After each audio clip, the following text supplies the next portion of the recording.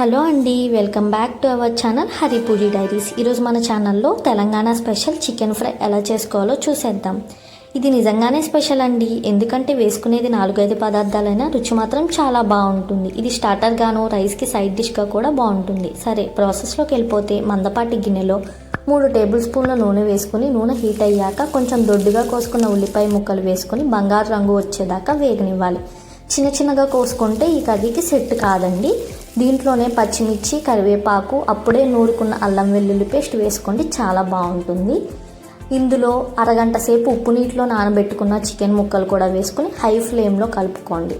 కలుపుకున్నాక దీంట్లోనే ధనియాల పొడి, పసుపు, ఉప్పు, కారపొడి, గరం మసాలాలు వేసుకుని ఈ మసాలాలన్నీ ముక్కలకి పట్టేలాగా హై ఫ్లేమ్లో 2 నిమిషాల పాటు కలుపుకోండి. కలుపుకొని ఒక 3 టేబుల్ స్పూన్లు వాటర్ వేసి మూత పెట్టి అలా వదిలేయండి. తర్వాత మూత తీసి దీంట్లోనే చింతపండు రసం 1 టేబుల్ స్పూను, మిరియాల పొడి ఉంటుంది కదా, అది కూడా 1 టేబుల్ స్పూన్ వేసుకొని ఇవి బాగా కలుపుకొని ఈ కర్రీ కల్లా కూర అడుగంటాల్సిందేనండి. అడుగంటితేనే ఈ కూరకి రుచి, కాబట్టి నాన్ స్టిక్ ఐటమ్స్ అనేది సెట్ కావు. కొంచెం మందపాటి గిన్నె ఈ కర్రీకి సెట్ అవుతుంది.